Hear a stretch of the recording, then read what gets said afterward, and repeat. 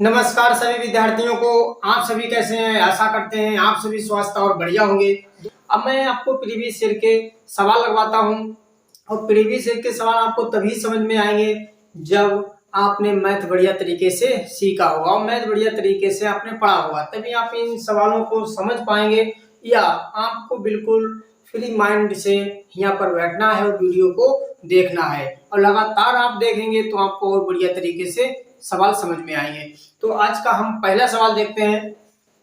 पहले सवाल में आपसे कह रहा है x रुपए की धनराशि समान वार्षिक साधारण ब्याज की दर पर 3 वर्ष के बाद 8,283 और 7 वर्ष के बाद 10,527 रुपए हो जाती है। x का मान पूछ रहा है, यहाँ पर मतलब आपसे राशि पूछ रहा है। सवाल में आपसे कह रहा है 3 वर्ष में एक राशि है वो 8,283 हो जाती है और 7 वर्ष बाद वही राशि 10,527 हो जाती है। मतलब इसमें 3 वर्ष का ब्याज जुड़ा होगा। क्यों? 3 वर्ष बाद बता रहे हैं कि जो राशि है वो 8,283 हो जाती है, साधारण ब्याज की तरफ बता रहा है। और यहाँ 7 वर्ष में इतनी धनराशि हो जाती है, मतलब जब हम इनका अंतर करेंगे तो 4 वर्ष आ जाएगा। इसमें जो 10,527 है इसमें 4 वर्ष का क्या जुड़ा होगा? ब्याज जुड़ा होगा। और तो इससे हम अगर घटाते हैं तो यहाँ पर 4 4 2 और 2, हमको 4 वर्ष का जो ब्याज प्राप्त हुआ है वो 2,244 प्राप्त हुआ है। अब आपको 1 वर्ष का ब्याज ज्ञात कर लेना है, क्योंकि 1 वर्ष का जब तक आप ब्याज नहीं ज्ञात करेंगे तब तक आप क्या यहाँ पर इसका जो मूलधन है वो ज्ञात कर पाएंगे। क्योंकि हमको इसमें से जो भी ब्याज होगा 3 वर्ष का, क्योंकि 1 वर्ष का ज्ञात करेंगे 3 से गुणा करेंगे तो 3 वर्ष का हमको पता चल जाएगा, उसमें से हम ब्याज घटा देंगे तो हमको मूलधन प्राप्त हो जाएगा।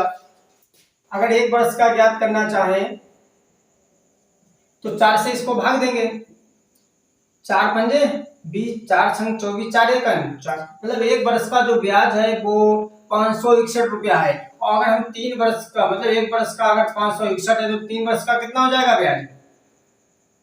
3 1683। अब अगर हम इसमें 1683 घटा दें तो हमको इसका मूलधन प्राप्त हो जाएगा 6600 रुपए। जो मूलधन है वो आपका 6600 रुपए है, ये इसका उत्तर हो जाएगा। आपसे अंकित मूल्य पूछ रहा है तो सबसे पहले कह रहा है जो छूट देता है वो 28% देता है। 28% का मतलब क्या होता है? 7/25। इसको हम भिन्न रूप में बदल लेंगे, ठीक है। अब हम कहें तो नीचे आपको अब अंकित मूल्य, छूट हमेशा किस पे मिलती है? अंकित मूल्य पर। हम कहें अगर अंकित मूल्य 25 रुपया है तो उसपे 7 रुपए छूट देके उसे कितने में बेच देगा? 18 में बेच देगा, क्योंकि छूट आपको अंकित मूल्य पर मिलती है। अब नीचे आपको अंकित मूल्य प्राप्त हो जाएगा। इसके बाद में आप जो सवाल में कह रहा है उस पे 20% लाभ प्राप्त होता है, तो 20% को लिख सकते हैं 1/5। अब लाभ आपको किस पे प्राप्त होता है? हमेशा क्रय मूल्य पर। तो क्रय मूल्य आपका अगर 5 रुपया है तो उसपे 1 रुपए लाभ लेकर 6 में बेच देंगे। इसके हिसाब से विक्रय मूल्य 18 है, इसके हिसाब से विक्रय मूल्य 6 रुपया है। विक्रय वस्तु एक है तो विक्रय मूल्य 1 होना चाहिए, तो इन दोनों को बराबर कर लेंगे। पहले 18 है तो यहाँ भी 18 बना सकते हैं, तो इसको भी हम 3 से गुणा करेंगे तो 5 तियां 15, 6 तियां 18, 5 25। सवाल में आपसे कह रहा है जो तो भैया लागत मूल्य है, विक्रय मूल्य है, अंकित मूल्य है।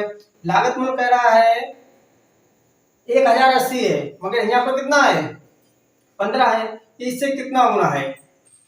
15 सत्तो 105 और 15 दूनी, मतलब 15, इससे कितना गुना है? 72 गुना है, ठीक है। हम क्या करते हैं, इसे भाग दे देते हैं, तो हम कह सकते हैं जो अंकित मूल्य होगा वो भी 25 ना होके इससे 72 गुना, 25 दूनी 50 और 25 सत्तो 175 और 5 180। जो अंकित मूल्य होगा वो कितना आपका हो जाएगा? 1800। ये इसका उत्तर हो जाएगा। तो अगला सवाल देखते हैं। देखो इस सवाल में आपसे कह रहा है यदि x को 6, 12, 18 और 28 में प्रत्येक में जोड़ा जाता है तो इस क्रम में प्राप्त होने वाली संख्याएं एक समान अनुपात में होती हैं। समान अनुपात का मतलब क्या है? सबसे पहले जो आपको 6, 12, 18 और 28 दी हुई है।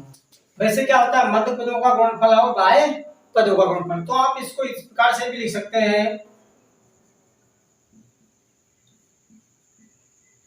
आपसे सवाल में जो अनुपात पूछ रहा है वो 5x-8 अनुपात x+4 का अनुपात आपसे पूछ रहा है। सबसे पहले जो एक संख्या है वही हम ज्ञात कर लें। वो कैसे संख्या आप ज्ञात करेंगे? तो एक आप संख्या मानेंगे। देखो यहाँ पर आप x नहीं मान सकते हैं क्योंकि x आपको संख्या पूछ रहा है, ठीक है। आप यहाँ पर कोई भी x, y कुछ भी मानेंगे तो आप सवाल को नहीं लगा सकते हैं। आपको सिर्फ थोड़ा दिमाग लगाना है और इस सवाल को आप आसानी के साथ लगा सकते हैं। सवाल में कह रहा है कि यहाँ पर हर प्रत्येक संख्या में हम क्या जोड़ें कि ये दोनों संख्याएं जब हम काटें तो इन दोनों का जो मान आना चाहिए वो हमेशा आपका बराबर आना चाहिए, ठीक है। अगर यहाँ एक आता है तो इधर भी एक ही आना चाहिए, क्योंकि नीचे वाली संख्या से ऊपर वाली संख्या को हम भाग देंगे तो मान हमारा एक आना चाहिए इन दोनों का, ठीक है। तो हम कौन सी संख्या जोड़ते हैं? आपको यहाँ पर 12 जोड़ने हैं। अगर मैं 12 यहाँ पर जोड़ता हूँ तो यहाँ पर कितना हो जाएगा? 18, और यहाँ अगर 12 जोड़ता हूँ तो 24 प्राप्त हो जाएंगे, और यहाँ पर अगर मैं 12 जोड़ता हूँ तो 30 प्राप्त हो जाएंगे, यहाँ जोड़ता हूँ तो 40 प्राप्त हो जाएंगे। एक से एक जीरो काट दें, क्योंकि उनको हम क्या करेंगे? सरल करेंगे, अनुपातिक मान में बदलेंगे। 6 से काटे 6 तियां और 6 चौक 24। देखो हमको कितना प्राप्त हो गया? 3/4 और 3/4। तो हमने कौन सी संख्या जोड़ी है? प्रत्येक संख्या में 12 जोड़ा है, क्योंकि मैंने आपको बताया था कि भाई 12 जोड़ना है, तभी तो यहाँ 18 हुए। 12 6 18। अब हम x के ठिया पे कौन सी संख्या रखेंगे? 12। तो 12 - 8 और 12 + 4। अगर मैंने 12 पंजे 60, 60 में से 12 घटाता हूँ तो 52, और इसे जोड़ता हूँ तो 16। अब हमारे किससे कट जाते हैं? 4 से कट जाते हैं। 4 एक 4 और 4 तियां 12, 4 चौक। जो अनुपात है वो कितना होगा? 13:4। इसका उत्तर हो जाएगा। आपको वीडियो कैसा लगा आप कमेंट बॉक्स में जरूर बताइएगा। अब आपसे इसके अगले वीडियो में मिलते हैं, तब तक सभी भाइयों को वंदे मातरम, जय भारत। नमस्कार सभी विद्यार्थियों को, आप सभी कैसे हैं? आशा करते हैं आप सभी स्वस्थ और बढ़िया होंगे। आज मैं आपको 10 दिसंबर 2020 का जो दिल्ली पुलिस का पेपर था उसके मैथ्स के जो 15 प्रश्न हैं उन सवालों को हल कराऊंगा।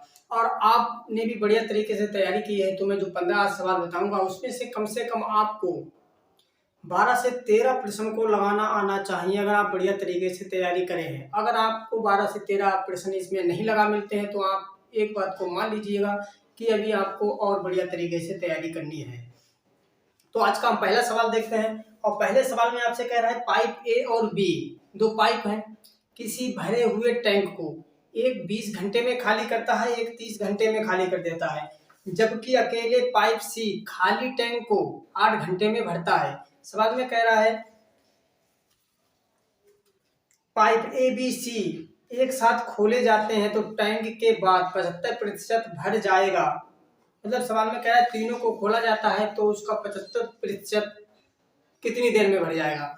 तो सबसे पहले हमको ए बी और सी इनकी क्षमता निकाल लेनी है। क्षमता कैसे निकालेंगे? ए है वो 20 घंटे में, और जो बी है वो 30 घंटे में मतलब खाली कर सकता है। सी है खाली करे हुए को 8 घंटे में भर सकता है। मतलब ये दोनों खाली कर रहे हैं, ठीक है, और ये भर रहा है, उसको भरेगा। एक ऐसा कार्य मानेंगे कि इन तीनों संख्याओं से वो कार्य पूरा कर जाना चाहिए, तो वो कार्य हम मानेंगे 120। हमका जो टैंक है उसमें 120 लीटर पानी आता है। अगर ये 20 घंटे में खाली करना चाहे तो प्रत्येक घंटे में 6 लीटर खाली करेगा। 20 घंटे में 120 खाली कर देगा। ये इसी को 4 घंटे में खाली, मतलब 1 घंटे में 4 की क्षमता से खाली करेगा। अगर कोई टैंक है उसमें 120 लीटर पानी आता है और इसको सी को खोला जाता है तो ये 8 घंटे में भर देता है, तो प्रत्येक घंटे में कितना भरेगा? 15। सवाल में कह रहा है इन तीनों को खोल दिया जाता है, टैंक का 75% कितनी देर में भर जाएगा? अब 75%, सबसे पहले हमने जो कार्य माना है वो 120 माना है, इसका आपसे 75% निकलवा रहा है। 25 तिया 75, 25 चौका 100, 4 से काटेंगे, 4 तिया 12, मतलब टोटल 90 कार्य है। अब इन दोनों मतलब जो कार्य होगा वो 90, क्योंकि 120 का अगर हम 75% निकालते हैं तो 90 कार्य होगा। अब इन तीनों को वो 90 कार्य करना है, मतलब तीनों को खोल दिया जाता है। तो तीनों को अगर खोला जाता है, क्योंकि ये दो क्या करते हैं, निकालते हैं और एक भरता है, तो 1 घंटे में कितना भरेंगे, 5। अब आप कहेंगे क्यों बच्चा क्या करता है, जोड़ लेता है, जोड़ना नहीं है, देखो 6 और 4 ये दोनों मतलब निकालते हैं पानी को, और ये 1 घंटे में 15 भरता है। हम आपसे कहें एक बर्तन है, इसमें से ये दो निकाल रहे हैं, एक 4 निकालता है और एक 6 निकालता है, और ऊपर से 15 लीटर भरता है, मतलब तो 1 घंटे में ये 15 भरेगा, और 1 घंटे में दोनों नल कितना निकाल देंगे, 6 और 4 10, और ये भरता कितना है 15, और 10 निकल गया तो कितना बचेगा शेष 1 घंटे में 5, यही वो 5 है। मतलब 1 घंटे में ये तीनों को खोल दिया जाए तो कितना भर जाएगा 5, और अगर 90 भरना है और 1 घंटे में 5 भरता है तो 90 का कितने दिन में भर लेगा, 18 घंटे में। आपका भी ऑप्शन हो जाएगा।